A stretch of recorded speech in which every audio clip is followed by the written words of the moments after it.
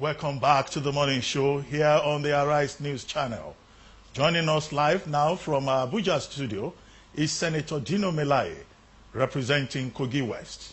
Senator Dino Melaye will be discussing some of the developments within the polity and also his place also in politics in recent times.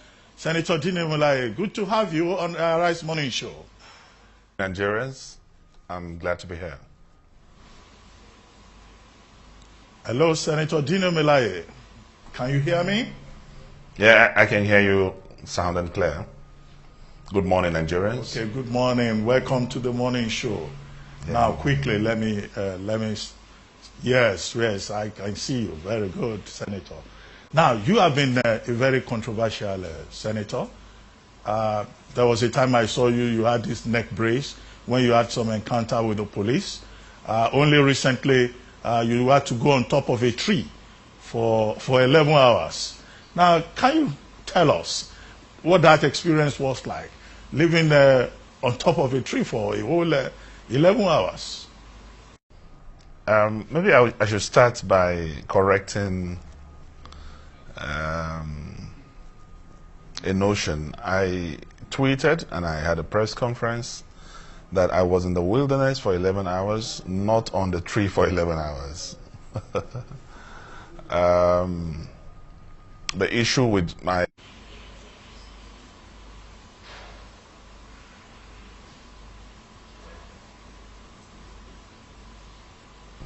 merits of that discussion, so that I don't, it doesn't become contentious and all that. But yes, I was being humiliated by the police, and I've already filed charges for the abuse of my fundamental human rights, and that case is ongoing, presently before the courts in Abuja, Federal High Court. So my story with the police is known to Nigerians, and as I speak to you, I've been arraigned in 6 different courts by the state, either by the Attorney General of the Federation or by the Nigerian police.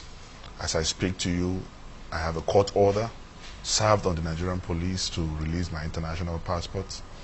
The police have refused to honor that court action, and I've also returned to court to enforce the release of my passport. We've served them from 48, we were serving them 49 this morning. And the battle to make the police in Nigeria responsible, for me, it's a battle of no retreat, no surrender. The police that is supposed to respect, or rather maintain law and order, is the one now disobeying the orders of the court. I believe that is grossly irresponsible. And for me, it's a continuous exercise. I will continue to do only those things that will promote the prosperity, integrity of this nation. I will continue to be the voice of the voiceless. I will continue to speak for those who can't speak for themselves, because I believe that in an unjust society, silence is a crime.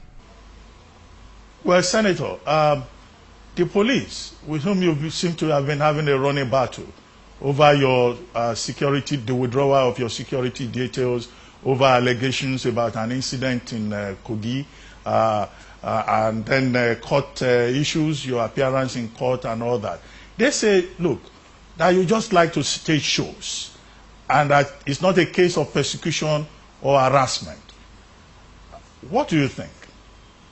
Like I said, you are a Nigerian, and all of us in this country, we know what the policing system in this country has become. How do you stage a show to destroy your own properties? And this is not the first IG in the history of this country. Why have I not been having this kind of situation with other IGs or other commissioner of police, as the case may be in Kogi State? I was not the only one there. The last time I was attacked, previously I've been attacked by assassins and hired thugs, but the last one was done by the police, and we all saw it. And there was an AIT correspondent and a cameraman in that crew, in that convoy, and they saw for themselves, and it was reported by AIT right from my village in Ayetoro, where they opened fire on us, and through the grace of God, we survived it. As I'm speaking to you, like I said, 5 cases have been arraigned against me by the Nigerian police. The last one at the magistrate court in Wuse was withdrawn by the police, and because they felt I shouldn't have been granted bail, and they didn't have their way. That same case again was taken to a vacation judge at the FCT Court. Fortunately enough, I got lesser bail conditions from that court than the first court I was arraigned. And the court gave an order to the police that come, release the passport of this man. Order of the court, as I speak to you, 4 weeks after the police refused. I've written letters to the police. My lawyers wrote, Mike Ozekome wrote, Ricky Taffa wrote, and I have written the vice president and the acting president to say that the police have refused to give me my passport despite court orders. This is not, Nigeria is not a banana republic. We are a very responsible nation, and the police ought to lay the example of obeying law and order before enforcing it. And the issue of my withdrawal of my police, my police security men were withdrawn on the 22nd of April. Not only withdrawn, they were locked up for 3 weeks. One of them actually missed his wedding, because it was his wedding and it was not released by the police. All appeal fall on deaf ears, and eventually till date, I have no police security despite the challenges around me. And the Senate passed a resolution instructing the civil defense and the police to give me security. Till this point, the police have refused to honor the resolution of the Senate. Then the chief of staff to the Senate president wrote the police asking that my life is in danger, and there are a lot of security challenges around me, that the police release security to me as I speak. That has not happened. Before the incident in Kogi State, I wrote the police for permission, for not permission per se, but for security for the program during my tours and eventually my Thanksgiving. The police refused to honor that invitation. I wrote a reminder again to the Commissioner of Police to say I will be in my state. I'm touring the constituency to commission projects, and eventually I have a national Thanksgiving. They ignored all that. My lawyer now wrote again, Ricky Taffa wrote again to say that there's threat to the projects I want to commission, and there's also threat to my life, so I am requesting for police protection during this tour. They ignored that. Letter was also copied and written to the Director General of the SSS, and both institutions ignored that and refused to give me protection. A day to the program, they mobilized hoodlums to go and burn down one of the schools that I was to commission. The other one was vandalized beyond repair, and one began to wonder that what has that got to do with Dino melaye, because these are facilities that are provided for the have-nots and the poor and the vulnerable in the society to enjoy. I mean, we should not politicize development of our people. So the situation with the Nigerian police is known to all. It would be fallacious, malicious, and foolhardy for anyone to say that it was staged or it is a show. I've had assassination attempts. This is the 3rd attempt, and people die in every of these assassination attempts. It's not as if it just happened, state managed. The one in Lokoja, one of the thugs was fired by the security agencies and he died. You know, and in this particular one again, they had casualties. I would like to ask you some other questions. Now, this is about defection. You defected from the APC to the PDP in a very interesting manner. You even had a song, that popular song, "Oh my home, oh my home, oh my home." Well, I don't know how to sing it, you know, but it's become something of an anthem. Now, when you crossed over to the PDP, or you went back to the PDP, what has been your experience so far, particularly in the light of the fact that your colleagues back in Kogi, and particularly in Kogi West, say that you are not an asset coming back, that you are a liability, and that you should not assume that you will get an automatic ticket to go back to the National Assembly in 2019. In fact, they insist that there is no ticket for you. Start by correcting that erroneous impression that there was nothing like that. Some faceless people, about 5 of them, had a sponsored press conference to say that. These people who made those assertions are not executive of the party, are not known in the party in Kogi State, and have no any relationship with the People's Democratic Party. So I want to believe those are just sponsored issues. And if you have done what I call investigative journalism, you would have known that the PDP in Kogi State reacted to that fake presentation by saying that Dino Melaye is an asset to us and we welcome him into the party, and I've since been relating with the party at the state and national level perfectly and well. To start with my movement from the land of Egypt to the promised land of Canaan, like I said, once I was blind, now I can see. I left the APC because of maladministration, because of perfidy, because of poor performance, because of incessant killings that I do not see any solution headlong. I left the APC because the manifestos and programs of the party is not being implemented. I left the APC because promises made to Nigerians are not being fulfilled. And I felt that, especially after I saw the indefatigable and indomitable national chairman of the PDP agreeing and accepting that the PDP did wrong in the past and apologized to Nigerians. That to me was very huge, because as a Christian, I believe that in the doctrine of restitution. That what exactly is the problem between you and the governor of Kogi? To restitute, then that means the sincerity of purpose of heart and commitment. And I know that even before Islamically or in the Christendom, once you ask for forgiveness. Did you hear me? What exactly is the problem between you and the governor of Kogi? Because you once supported him, you once raised his hand, but all of a sudden your relationship went bad. Dr. Ruben, I want to say that you can get a man a job, but you cannot do the job for the man. You know, I felt, Bello is a young Nigerian, a younger person than me, and went to my alma mater, Ahmadu Bello University.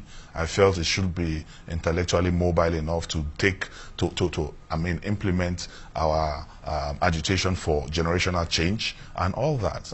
But unfortunately, every Nigerian can see what is happening in Kogi, even as manifested in the last rerun election in Kogi State. I mean, Kogi is a disaster. You can't find one bulldozer walking anywhere in Kogi State. The state is indebted. Salaries have not been paid for over 22 months. There is a lot of killings going on, a lot of instability in the state. People are dying on a daily basis because they can't afford 5,000 naira drugs. The hospitals shut down, schools shut down, workers not being paid, pensioners not being paid. It has never, the situation there is outrageously calamitous. It has never been that terrible in the history of Kogi State. And because I supported his emergence doesn't mean we keep quiet in the face of obvious obscurity. We are living in perilous times in Kogi State. And for me, who is an activist, who believe that we should right the wrongs of the society, we continue to speak, not minding the dangers therein. So I've gone through a lot in the hands of Yaya Bello, but for me, that for me is a booster. I will not retreat. I will not surrender. I will continue to ask him to pay salaries. I will continue to ask what he's doing with the huge resources of the state. I will want to ask why he has not commissioned one project. The vice president visited the Kogi twice or so now, and then there's no even cutting of a tape, even to commission a borehole. There's nothing to commission. He's the only governor who has not commissioned anything. And as I speak to you, there's no project anywhere in Kogi State that is ongoing or started. And then we had the bailout, the first bailout, we had the second bailout, we had the Paris Club, the first and second one. And as I speak to you, there is not, in fact, the basic welfare of the people, because it's very clear. Chapter 2 of the Constitution talks about the security and the welfare. The security and the welfare of the people shall be the primary occupation of government. But there's no security in Kogi State, and there's no welfare for the people. And for people like us, we cannot keep quiet, and he has been using the president as a shield. Everything you see, he leaves more. You and the governor making up, and you probably returning to the APC.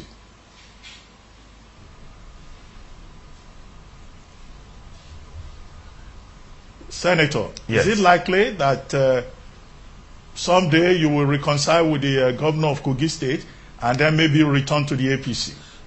Particularly if you are promised the senatorial ticket on the platform of the APC. Not leave the APC Will you because go of back? I did not leave the APC because of senatorial tickets. I am in a very good relationship with the wonderful people of Kogi West, and the ticket is not my problem, and I must not even contest elections. But the good governance and sincerity of purpose is my watchword. So for me and Yaya Bello, darkness and light don't concur. He will have to restitute, he will have to apologize to the people of the state, return all looted funds, and start working. But for me, I left the party for a lot of reasons that I've enumerated above. For example, this is the first time I'm seeing a Federal Executive Council meeting, sorry, not meeting, a Federal Executive Council, that there is no single economist. In the 21st century, you cannot be claiming that you are driving 404 and you are very comfortable. No. I mean, they're taking us back to the analog years. I mean, 404 comes with a lot of problems, you know. It's not power steering, it's not central lock. Department of State Security officials stormed the place. You may have to take that again. Do you think that the former DSS Director General is just a fall guy and he had to be sacked in order to cover up certain things? Truth of the matter is that every intelligently mobile Nigerian know that what happened was system oriented, was system organized, and the DGSSS alone wouldn't have been the only one behind that operations. We are aware that series of meetings held. We knew those who attended those meetings. We knew where the people were supposed to leave from. And that morning, they were all at the residence, at the campaign office of Adams Aliu Oshomole on 13 Aso Drive in Abuja. And we know that it was a system organized thing. So for me, I saw him as the fall man, and what has happened since then? We heard all the brouhaha. He was being arrested. He was being taken to SARS. Later, our investigation revealed that he was never at SARS, and later they said he's at home and under house arrest. Eventually, nothing will happen because it was system organized. And I can tell you that Nigerians are watching, and we will not allow our democracy to be derailed. We will not allow our democracy to be destroyed. The people who were involved in the blockade, what has happened to them? No SSS man has been arrested. We saw the faces of those of them that did not cover their faces that day. We are just living in deception. It's actually a very deceptive period in our democratic milieu. Well, Senator, one more question. You were a thorn in the flesh of the Jonathan administration.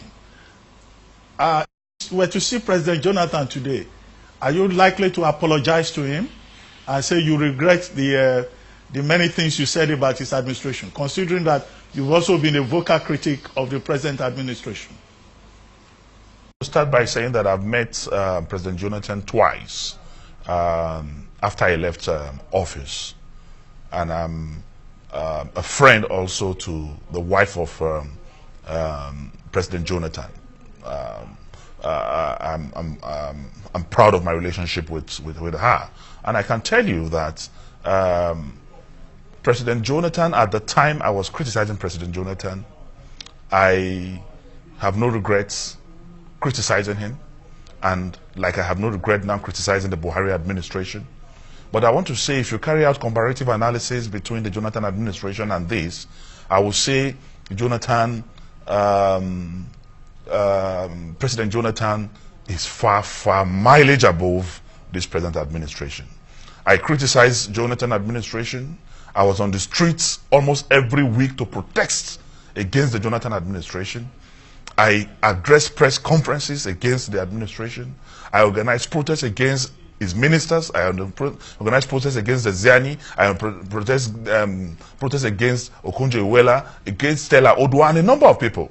But as I speak to you today, there was never a time that the Jonathan administration arraigned me or created false charges against me. There was never a time I was maltreated or even attempted to kill me. But in this present dispensation, I've not even gone to the streets. But you can see what I have gone through. What, if you go to the courts, what they call is standing trial. The meaning of standing trial means you should stand, you know, and attend to your trial. I'm the first Nigerians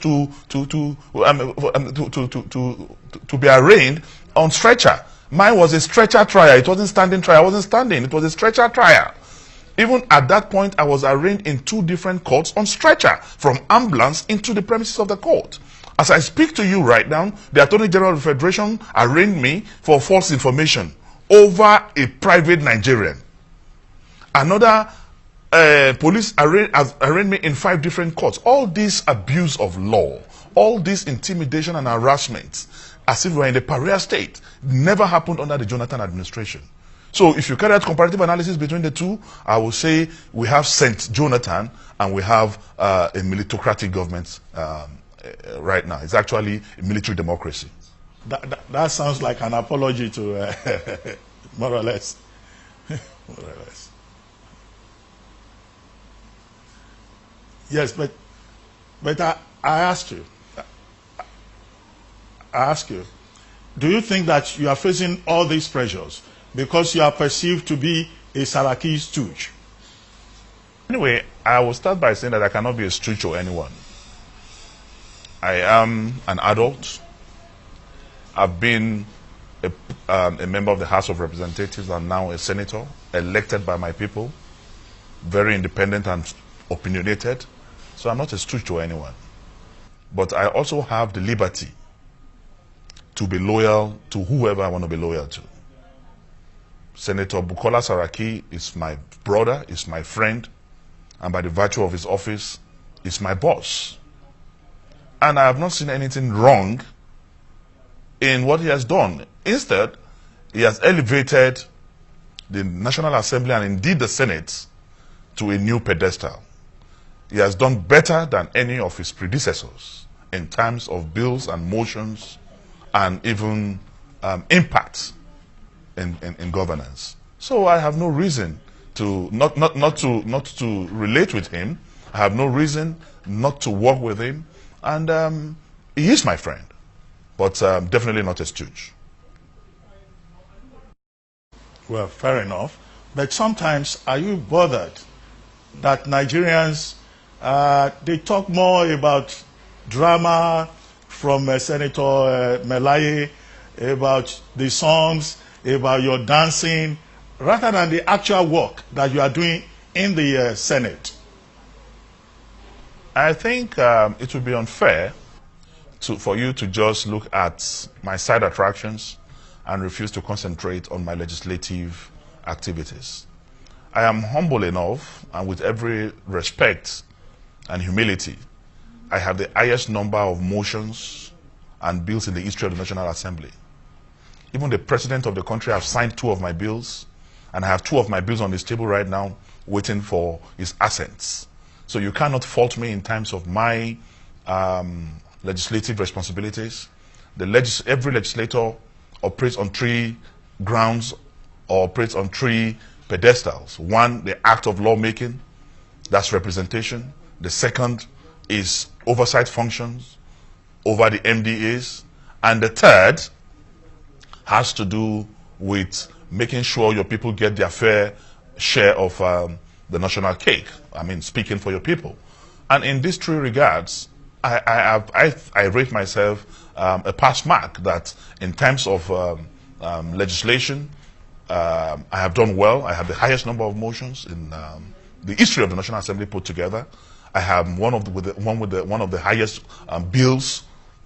Even the president was in the United States of America recently, and he was bragging about the bill he signed into law in December, you know, and he was very emphatic about it when he was speaking with Trump. And I sat in my bedroom. I said, "Mr. President, that was my bill. I'm the initiator of that bill, and that you signed and you're talking about, you know." So I don't think I've faulted in the terms of constituency projects. I've also done well. I just was commissioning about 149 projects. We were on the 82nd project before the Kogi State warlords descended on us and started shooting and sporadically sent us packing, away from the venue of our programs, and went destroying some of these projects. So I want to say that if you want to rate Dino Melaye, you should rate him collectively. I want to also say that I'm not a pretentious character. Many people will pretend. Many people will not be themselves. They will not be real. But I am very original with Nigerians. I'm very real with Nigerians. I will not pretend, because a senator is a human being. He's got blood flowing through his veins and not kerosene, So I'm just me. I like to sing. I like to relate, I like to socialize, I like to be me. But that will not have any positive or negative concomitant effect on my operations and activities as a legislator. I am elected to make laws. I'm elected to speak for my people. I'm elected to defend democracy, because that's what I did on the 9th of June, 2015. I had a Bible on my right hand and I had the Constitution of the Federal Republic of Nigeria on my left, and I swore to defend that Constitution, and I am defending that Constitution. And that Constitution and that effort has nothing to do with my quiet and private times. Well, I mean, it's a matter of perception. When people see you with neck braces, they see you on a stretcher, they hear you are on top of a tree and all that, and then you sing, you dance.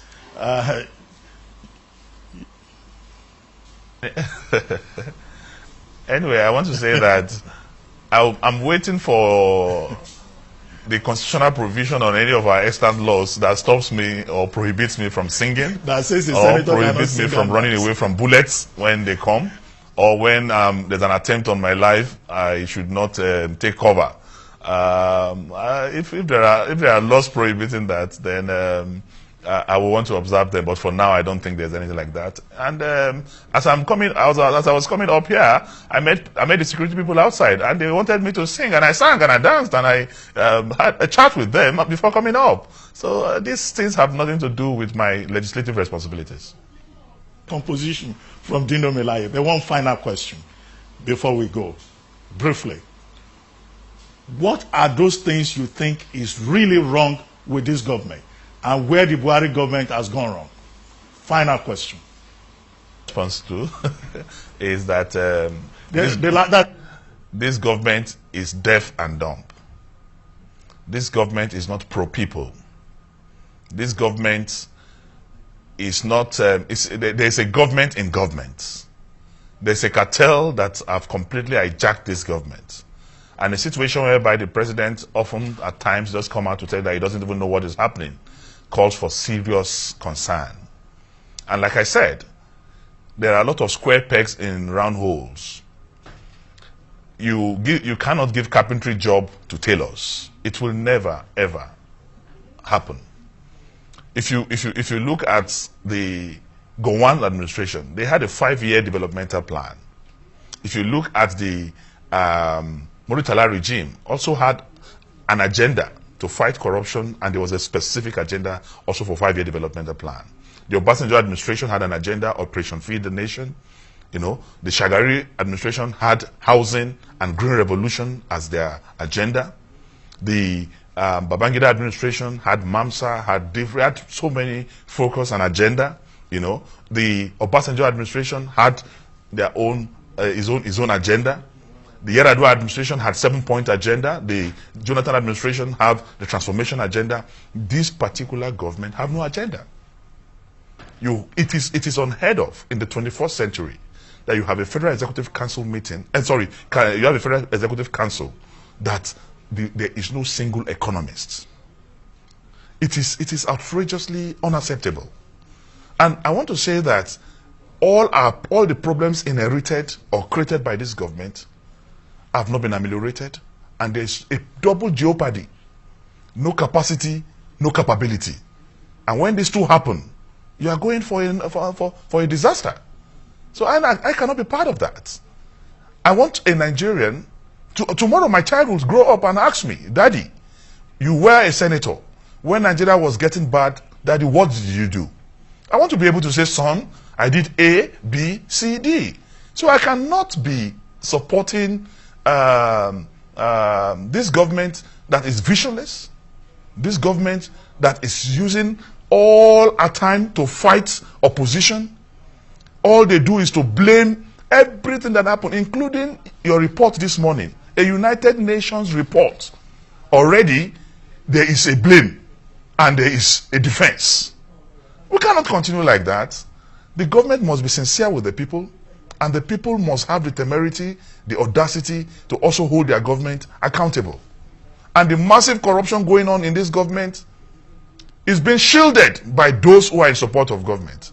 The APC, under the APC administration, the police have become a department of the APC. The National Assembly, they want it to become a parastatal of the presidency. And that is why we are saying no. The independence of the legislature must be protected. Democracy must be protected. And we are not going to allow anyone mess up with this our hard-earned democracy. That some people in government were the ones who even took it away in the first place. So we cannot, we are not going to be afraid. We are not going to be intimidated. We are ready to be arrested. We are ready to be detained. We are ready to be killed if need be. But we will never compromise democratic principles and norms. We will never allow Nigeria to become a pariah state. We will never allow dictatorship to gain grounds. Look at Nigeria is becoming a valley of death. All we record is death and death and death, and there's no solution ahead. No country will succeed like that. And you can see the debt the country is in. So in essence, what I want to say is the government is a failing government, and every Nigerian that is sincere, that wish this country well, will definitely ask for a change of government. And I think the PDP have what it takes to take us out of these woods. Thank you very much, Senator Dino Melaye. Thank you very much indeed. That has been Senator Dino Melaye, the senator representing Kogi West, talking so passionately about the things that are important to all of us and also to Nigeria. Don't go away. We'll take a short break. We'll be right back.